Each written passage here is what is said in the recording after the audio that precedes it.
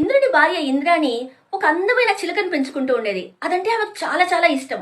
దానికి ఒకసారి జబ్బు చేస్తే వైద్యుడు ఇది ఇక బతకదు అని చెప్పాడు.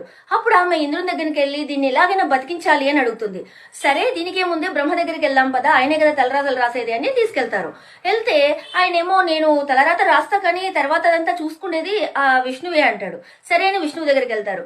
ఆ విష్ణువేమో నేను ప్రాణాలు పోయలేను కదా, నేను నడిపిస్తానంతే, శివయ్య చూసుకుంటాడు అంటారు. సరేనే అందరూ శివుని దగ్గరికి వెళ్తారు. ఆ శివయ్య ఏమో నేను ప్రాణాలు తీస్తాను కానీ ఆయుష్ పెంచలేను కదా, సరే ఇది యమధర్మరాజు పని కదా, ఆయన అడుగుదామని అందరూ కలిసి యమధర్మరాజు దగ్గరికి వెళ్తారు. అప్పుడు యమధర్మరాజు ఏమో దీంట్లో ఏముంది, నేను ఎవరు చనిపోయినా దాని ముందు ఒక ఆకు మీద వాళ్ళు ఎలా చనిపోతారు ఎప్పుడు చనిపోతారని రాసి నేను ఒక గదిలో వేలాడదీస్తాను, ఆకు దగ్గరికి వెళ్దాం పదండి, నేను అక్కడ ఆకు తీసేస్తాను అంటారు.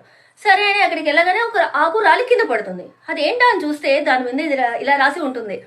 ఎప్పుడైతే ఈ గదిలోకి శివుడు, విష్ణువు, బ్రహ్మ, యమధర్మరాజు అంతా కలిసి ఒకేసారి వస్తారో అప్పుడు ఈ చిలుక చనిపోతుంది అని.